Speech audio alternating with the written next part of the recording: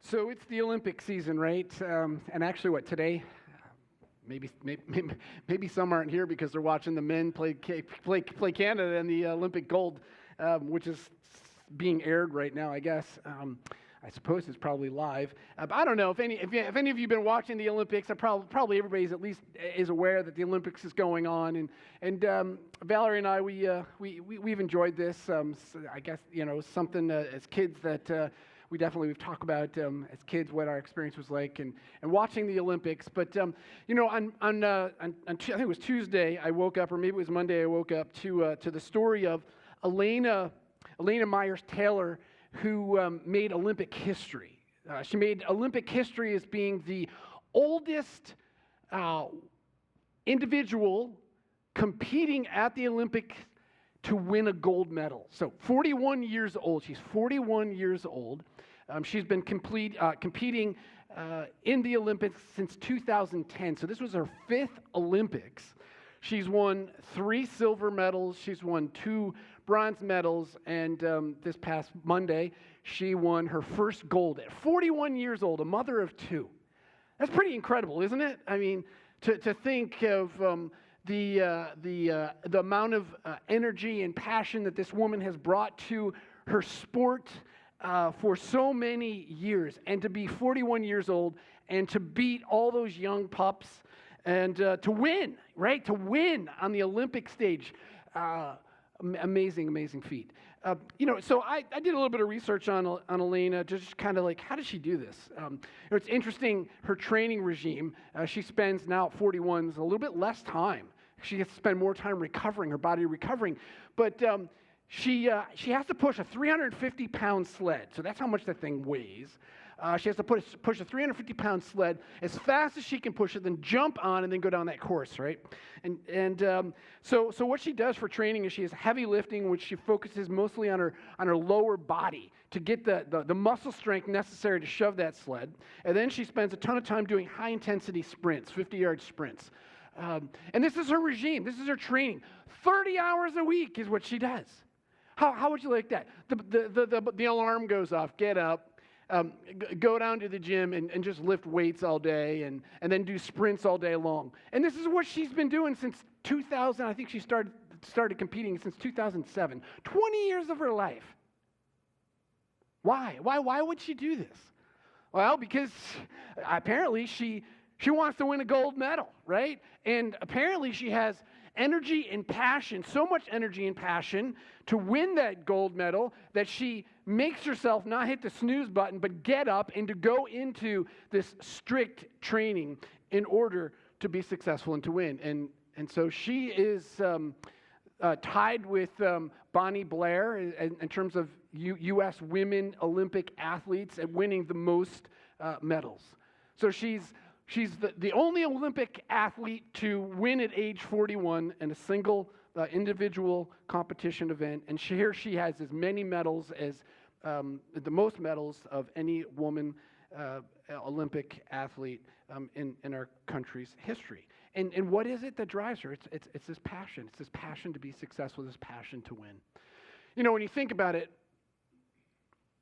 that passion is what drives any of us to be successful in anything that we set out to do, right? So life generally works like this. Like you have a vision for something. You have a vision to maybe to be an engineer. Maybe you have a vision to be a medical doctor. Maybe you have a vision to be an architect. Maybe you have a vision to be a stay-at-home mom and to raise kids, or maybe you have a vision to be a concierge in the airport bathroom. I ran into a guy in Atlanta airport 10 days ago. Actually, I didn't really meet him. He walked into the men's room, and I don't know, there was probably 20 or 30 men in the men's room. It's the busiest airport in the world, Atlanta International Airport. This guy walks in, and he goes, "Gentlemen, excuse me, I'm your concierge. I am here to serve you to make sure that this bathroom is clean. If you see anything that's out of order, please let me know. And on your way out, Hit that little green smiley button if you're satisfied with my service. And I just thought, this is incredible. I mean, an airport bathroom, and this guy is in there saying, hey, guys, I'm here to serve you. A bathroom. Now, that's passion, right? Passion. A janitor who has a passion for his job. That's incredible. You have to have that kind of passion in order to get a green smiley face, right? In order to deliver a quality service to people. I mean, bathrooms everywhere you go, they're terrible, right? Not this bathroom in Atlanta International Airport. It's obvious that they want to have the best bathroom experience that you can have. What brings that about is passion, right? It's passion. This guy demonstrated this passion. Whatever it is in life, this is true. You think about your life. Whatever it is that you give yourself to, whatever your vision is, whatever it is to do, it only happens because you bring a level of commitment, desire, passion to it. We're in this series, Cultivating Meaningful Relationships. And today, the message is about cultivating meaningful relationships with people who don't know Jesus. Maybe even cultivating meaningful relationships with people who are oppositional to Jesus, people who don't want to know anything about Jesus. Cultivating meaningful relationships with people who don't know Jesus. And we're going to learn from the Apostle Paul, we're going to see from the Apostle Paul his passion to bring the gospel to people who don't know Jesus. So if you have a Bible, I invite you to turn to 1 Corinthians chapter 9. And while you're turning there, so this message really is an externally focused message, right? I mentioned earlier on that our vision is to be internally strong. And last week I quickly ran through what do we mean by being internally strong. And today, this is a completely an external focused message. And it's rooted in Paul's passion. There's one command in the text. It's a long passage, but it's all about Paul's passion. And it's his passion, his external focus, his eyes to see other people, his desire and passion to reach other people for the gospel. Now, when we talk about being externally focused, it's rooted in this idea that Jesus said to his disciples, go into the world and make disciples. Go and make disciples. This is what your job is to do, to make followers after me. So when we talk about being externally focused, we talk about helping people to become like Jesus. Jesus gave us this admonition. And then we define it and describe it in 4 different ways. We start off by saying being externally focused looks like joining God in his mission. Recognizing that God is a missionary God. A missionary is somebody who goes from one place to another to communicate truths. We see in Scripture that God is a missionary, that God is the one who has a heart for people, that God is the one who initiates, that the Father sent the Son into the world. The Father and the Son have sent the Spirit. The Father, Son, and the Spirit have sent us as the church. And so God is at work everywhere. He's at work in the people in your life. He's at work in the people in my life, your neighbors, your co-workers, the people in the store that you shop with, the kids that your kids participate in athletic events or on the stage. God is at work, and we are invited to join him in what it is that he is doing. All of us. When you look at our logo, you see that there's 8 arrows in the logo. 4 of them point out, and they capture these 4 ideas. In each one of those areas, they point out, kind of giving us this idea that all of us are sent out to different places. Those arrows go in different directions. We all live and work and play in different environments, different places. God sends us.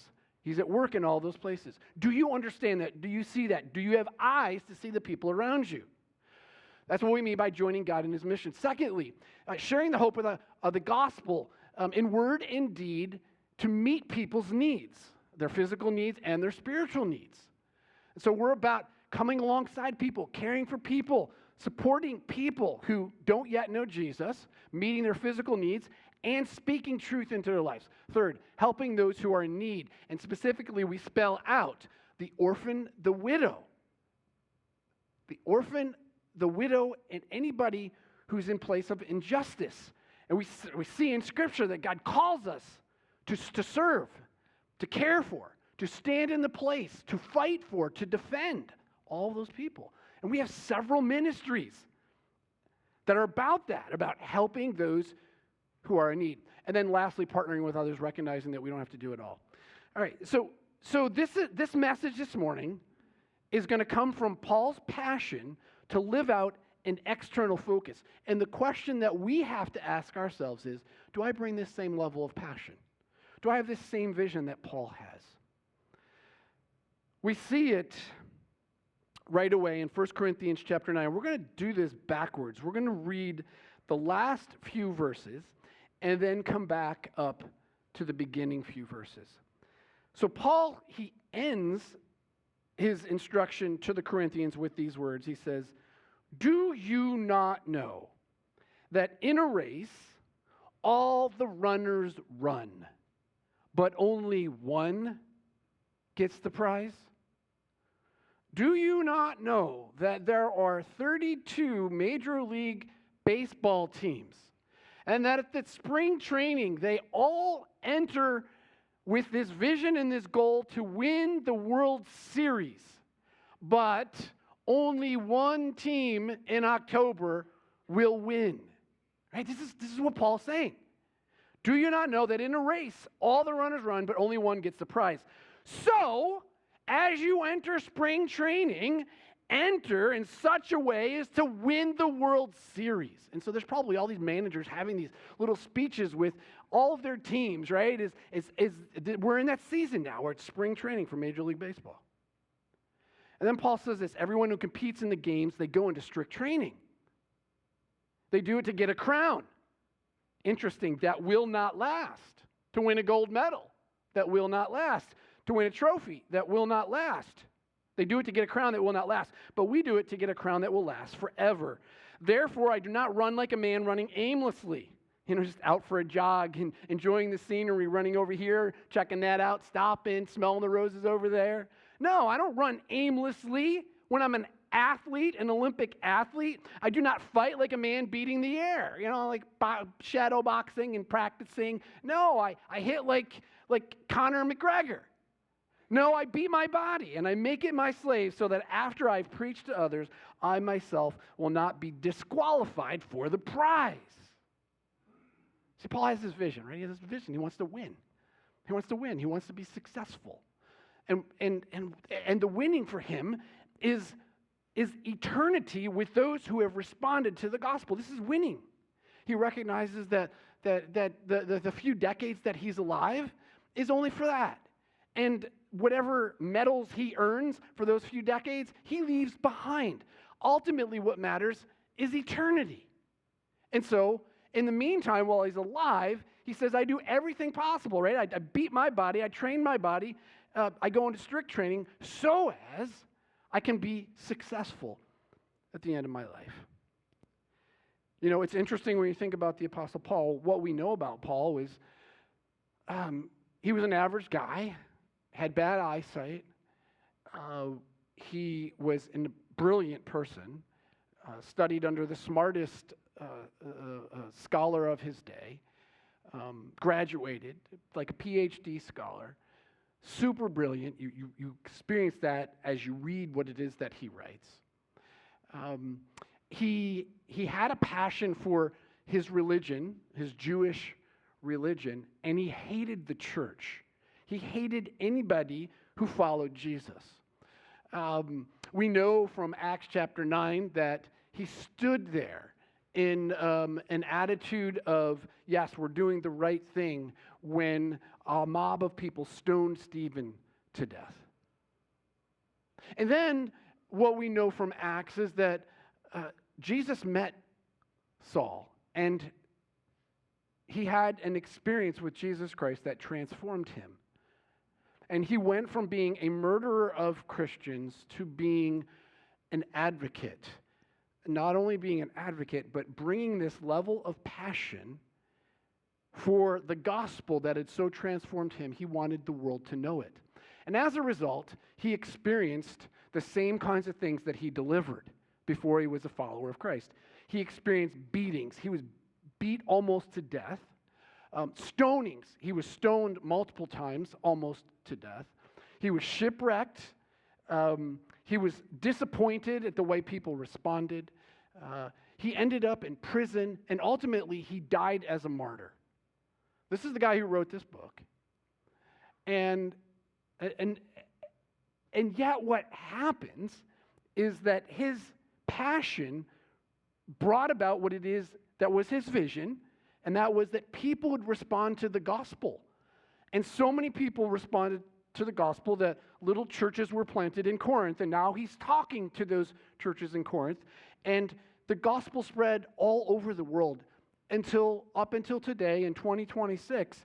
We are gathered here reading what he wrote because a real guy just like you and I had a passion to communicate the gospel to people who didn't know the gospel and to endure with such passion, just like an athlete endures the training that they go through.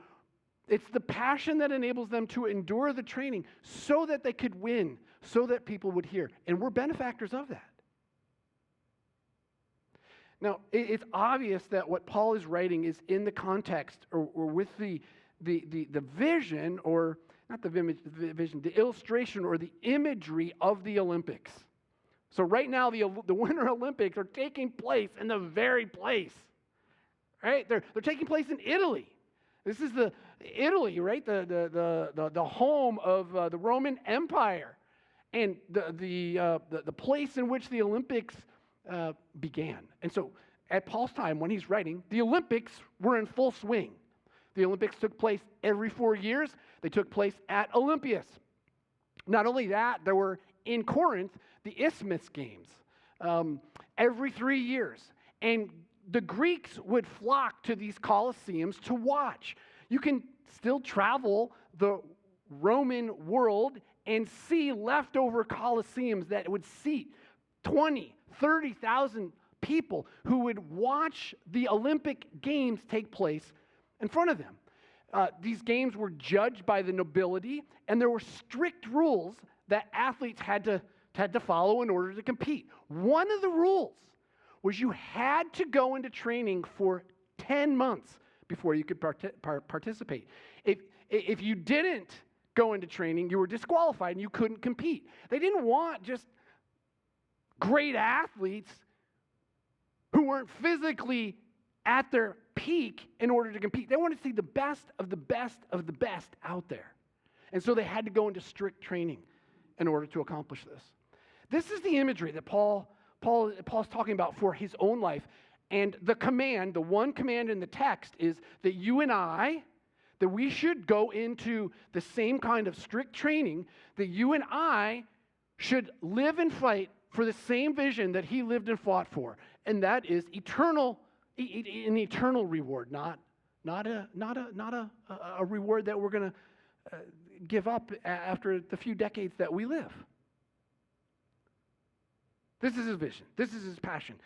The other thing is it's rooted in who God is.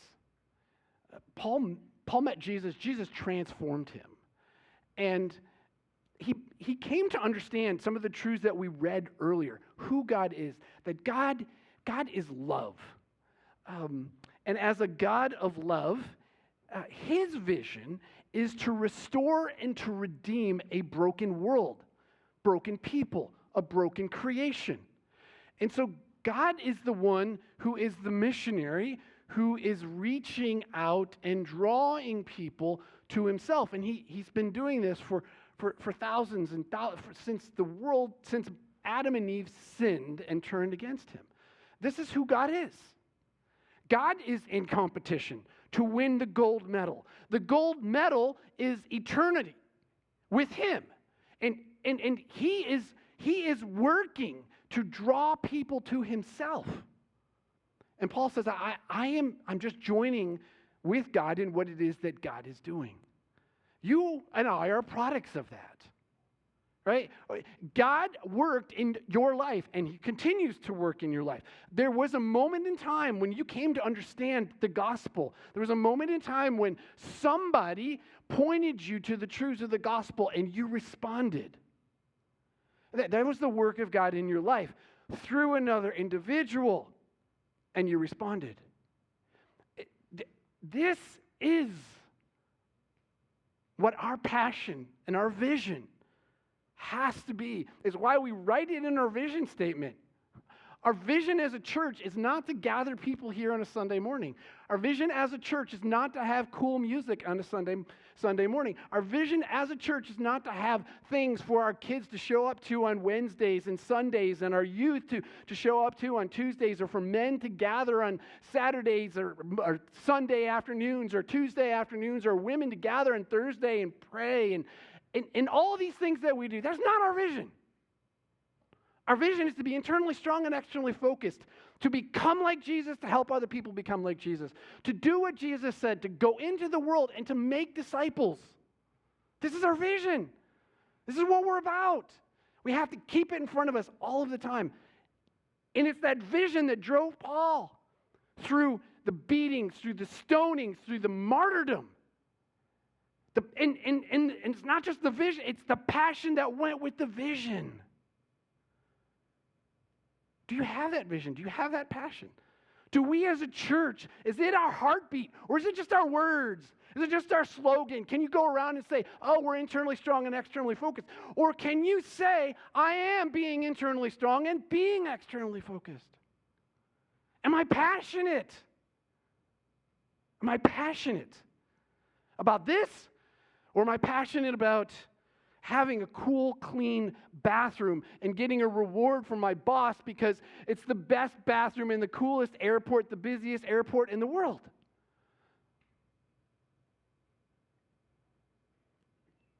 This is Paul's vision and Paul's passion. And what's interesting, that everything else in this text is all about how he loses in order to win. He loses in order to win. His passion takes him to a place of loss in order to win others. And so what we're about to read next is him just saying, this is how I've lived my life. And as we read this, you have to think, am I a person who is willing to lose? Am I willing to lose? Am I willing to lose all of my rights in order to win some? Paul is so passionate for the some who don't know Christ that he's willing to give up whatever he has to give up to win them. With that, now let's read, and you pay attention, and you see what he says in the rest of chapter 9, starting at verse 3. He says, I give up the right to food and drink. He says, this is my defense to those who sit in judgment on me. And he asks a question, don't we have the right to food and drink? And his statement here isn't, don't I have a right to eat food and drink water or drink wine? His statement instead is this, I'm a guest in your community. I'm a guest in your home. And when you're a guest in somebody's home, doesn't the host provide the meal? What Paul is saying is, I have come, I'm a guest in your home, and I've brought the food and the drink. I've given up that privilege of being the guest. I have acted as the host. How many times have you gone to somebody's house as a guest and brought the entire meal? Like, things don't work that way. But Paul says, this is what I did. I came, I've given up the right to food and drink. Secondly, he says, I've given up the right, and it's interesting too, he uses the language, the right. I mean, this sounds so American, doesn't it, right? I have the right. I am an American citizen and I have all of these rights. I have the right to life, liberty, and the pursuit of happiness. Paul says, I have the right to food and drink. And he says, don't I have the right to bring along a believing wife?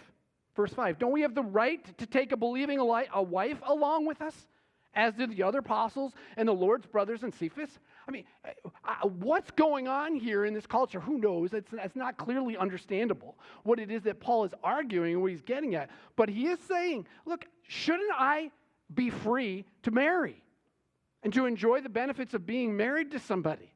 And yet, I'm giving up that right to communicate the gospel to you. I'm that passionate about you hearing the gospel that I'm willing to give that up. Third, he says, I give up the right to earn a living. I give up the right to earn a living from my ministry. He says, or is it only I and Barnabas who must work for a living? And listen to what he says. Who serves a soldier? Who serves as a soldier at his own expense? Or who plants a vineyard and does not eat of its grapes? Who tends a flock and does not drink of the milk? Do I say this merely from a human point of view? Doesn't even the law, the Bible, the Old Testament even say such things? For it's written in the law of Moses. This is Deuteronomy. Do not muzzle an ox while it's treading out the grain. And then he asks, is it about the ox that God is concerned? Rhetorical question. Of course it's not about the ox, right? It's about, surely he says this is for us, doesn't he? Yes, this was written for us because when the plowman plows and the thresher threshes, they ought to do so in the hope of sharing in the harvest. If you're a farmer and you plant and you care for your animals, you should, right? Everybody who's a farmer who has these things benefit from them. They get to eat some of the food. And then he goes on and says, if we've sown spiritual seed among you, is it too much if we reap a material harvest? Okay, so our work is in providing spiritual truths, but we do have to live, right? We live in a material world. And if we're serving you spiritually, doesn't it make sense that you would contribute so that we can materially survive? It's his argument. If others have this right of support from you, shouldn't we have it all the more? But we did not use this right. We have this right, but we didn't use it. We didn't expect that you're going to pay us anything. On the contrary, we put up with anything. We put up with anything. We are willing to lose all of our rights so that it doesn't hinder the gospel of Christ. Now, don't you know that those who work in the temple, they even get their food from the temple, and those who serve at the altar, they share in what is offered on the altar. I mean, these are Old Testament instructions God gave to the nation of Israel when they came into the nation. And actually, when they even established the tabernacle, God said, the Levites, these guys are the priests, and you need to bring offerings. And when you bring them, it goes to the Levites. And this is how they eat. You bring in a tenth so they can eat. This is their work. And Paul says, we didn't use that right. In the same way, the Lord has commanded. This is Jesus. Jesus has even commanded that those who preach the gospel should receive their living from the gospel. And then he goes on, he says, but I have not used any of these. There's that word again, rights. And I'm not writing this in the hope that you will do such things for me. I would rather die than you give me any money for my ministry to you. Yet when I preach the gospel, I cannot boast, for I am compelled to preach. There is this passion within me for people who do not know the truths of the gospel. Woe to me if I do not preach the gospel. I preach voluntarily, I have a reward. If not voluntarily, I am simply discharging the trust committed to me. If I'm not doing this voluntarily, if I'm not doing this freely, if I'm not doing this from the passion within me, then I'm being forced to do it. I'm doing it with the wrong kind of motive and the wrong kind of heart. And that's not who I am. I love you, Corinthians, so much that I will forego anything and everything so that I might get the opportunity to tell you that you're sinful and that you have a problem with your sin and you can't deal with your sin on your own. Only Jesus Christ can. And I'm a sinner. I was the chief of sinners. I was a murderer. And yet this Jesus, I met him and he's changed me. And I want you to know that for free.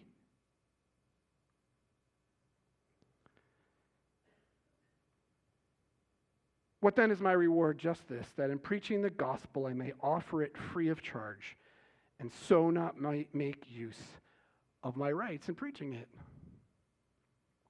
Basically what Paul is saying is he understood that the culture would see him as somebody who is coming into town,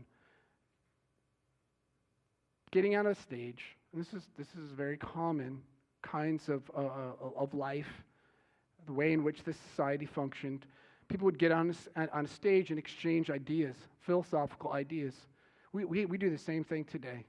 The stage today is electronic, though, right? It's the YouTube videos, it's the TikTok videos, it's the blog posts, and people get on these stages to communicate truths. Right?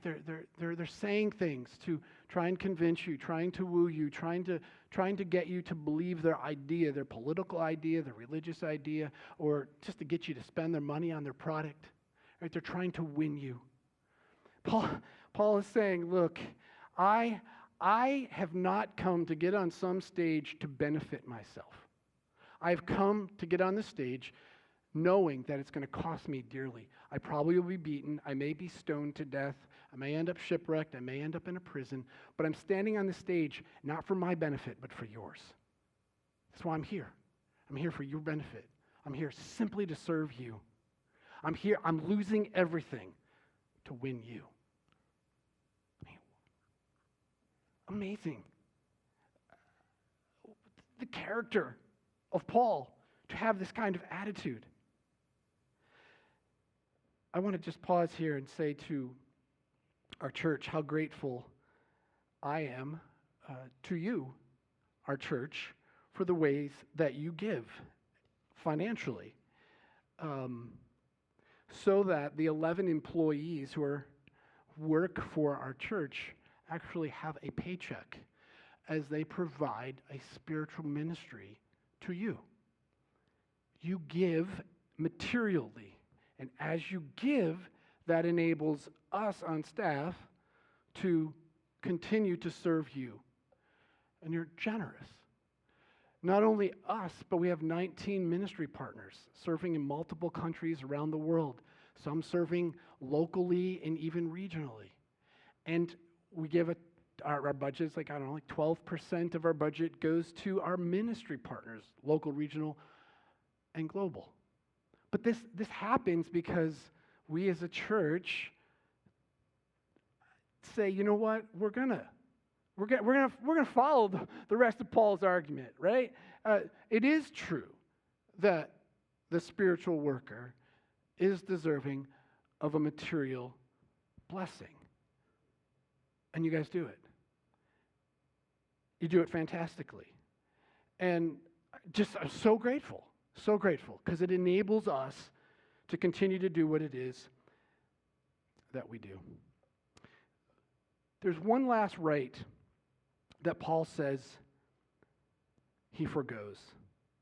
And that last right is he gives up the right to be himself. So he gave up the right to food and drink. He gave up the right to marriage. He gave up the right to earning a living.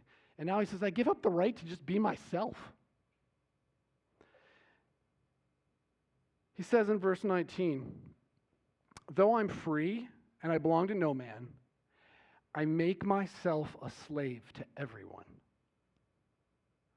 to win as many as possible. I lose all of my rights to become your servant.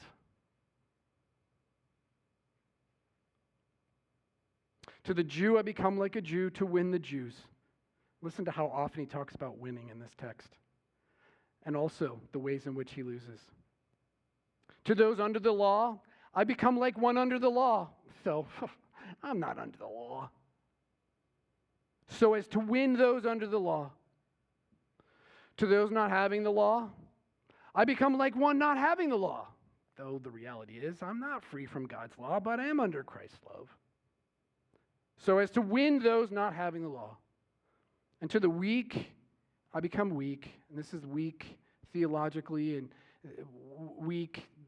Chapter 8, Pastor Joe talked about this 2 weeks ago and led us in this discussion in chapter 8 in which Paul argues about and talks about what it means to sacrifice our rights to those who have theological views that are lesser than. I give up my right to those of you who are consciously weak. You won't eat the meat sacrificed to idols. In order to win the weak, I've become all things to all men, so that by all possible means I might win some, save some. I do all this for the sake of the gospel, that I may share in its blessing. 5 times. I want to win. I want to win. I want to win. I want to win. I want to win. I want to win. I want to win people to the gospel. I want to win people to life transformation in Jesus Christ. And, some of us might be tempted to say, Paul, your theology is a little messed up here. You don't win anybody, right? I mean, it's the Spirit of God. We already talked about that earlier, right? It's the Spirit of God who works in a person's life, who draws a person to himself. Paul, you don't win anybody. Your theology is messed up. Even you argued earlier, back in chapter 1 and 2, that you didn't come with persuasive words, but you came in the power of the Spirit. What are you talking about, Paul? You don't win anybody. And Paul to that says, you know what? You're right. You're right about that. Partially, you're right about that. But I'm telling you, I come with the passion as though it all depends on me. I'm going to live in such a way in front of people to do everything possible to knock down all the obstacles, to get them all out of the way. Whatever obstacle that might be in their way to understanding the gospel, I'm going to do it. I'm going to lose everything to win them. Why? Because I want to win people to Jesus Christ and to share in the eternal blessing. So again, I just ask us, do we have this vision? Do we have this vision that Paul has? Or is it just a vision that you hear a leader on Sunday morning say, we have this vision to be externally focused? Do I have this vision for my life? Is it really a vision for my life? Have I really bought into it? Do I really believe this is the truth? And do I have even just a little bit of the passion that Paul has to live into the vision, to get myself out of bed, to be willing to die and lose so many things? And that's the last question really to ask. Like, what do I need to lose in order to share the gospel in word and deed with my family? What do I need to give up? What is in the way? What is my attitude that's in the way with my family that's preventing them? Or with my neighbor, the person next door who's annoying at this and annoying at that and bothersome with this thing. And what do I need to lose in order to reach them with the gospel through word and deed? What about my coworkers? And on and on and on. Where really is my passion? I'm going to invite our worship team to come up. And as they come, just a few final thoughts. We as a church, today you look around, there's a lot of empty seats, okay? I think that's weather. Last Sunday when you were here, there was standing room in the back. First service, standing room in the back, till the kids left. Right? There was more people in this building than there are seats that we have to offer last Sunday during the first service. Second service, we had like one of the highest attendance we have in second service. Okay, why am I talking about numbers? I said this already earlier, right? We're not about numbers. We're not about getting a bunch of people here. Why do we talk about this though? Well, because obviously God is at work in some way. God's at work in your life. For those of you who are here and you're like, I'm not yet a follower of Jesus, you probably have the sense that we're trying to win you to Jesus. And we say this, unashamedly, we're trying to win you to Jesus. Just like any TikTok video is trying to win you to their philosophy, any politician is trying to win you to their way. We're trying to win you to Jesus because we believe this is the truth. And as a result, people are being won. We had amazing baptism, right, a couple weeks ago. Numbers of people baptized. And this has led us to places in leadership where we're like, what do? We're running out of space. We can't have all the people that show up. And what is it that we do? Well, here's the vision that we have as a church. It's for church multiplication. Our vision is not to get a bigger building. We love this building. We're continuing to invest in this building. In a couple of weeks, we're going to begin renovations out in the lobby. You'll hear more about that probably next Sunday, maybe the Sunday after, but it's going to be soon. We're going to get into the renovation of the lobby. We like our building. We don't think we need to get a bigger building to reach more people.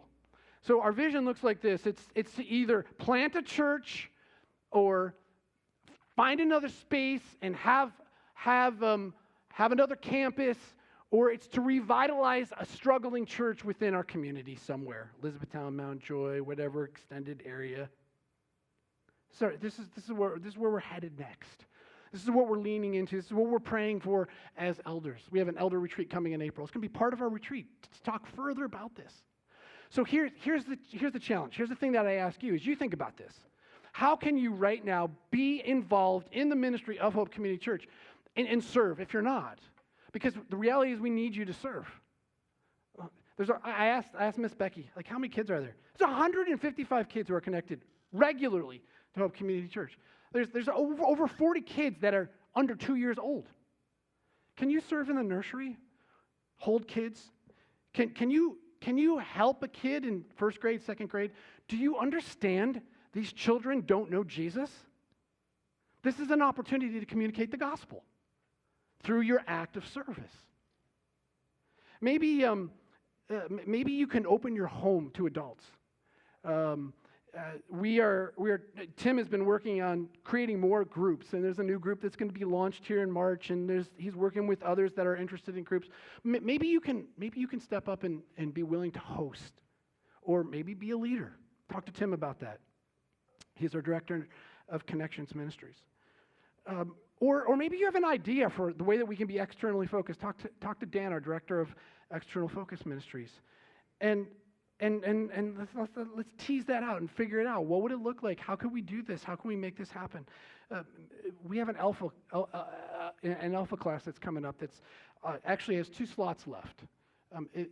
Alpha is just an opportunity for you to come and ask questions about whatever you have spiritually. The class is already full. But there is a couple just dropped out for certain reasons. So anyways, there's the info right there. What's your passion, church? How are you living into it? Are we just talking about being externally focused, or are we being externally focused? Have you gone into strict training? As Paul's gone into strict training for eternal reasons. Let's sing this final song together. It's a powerful song. May God's kingdom come. Stand and sing, church.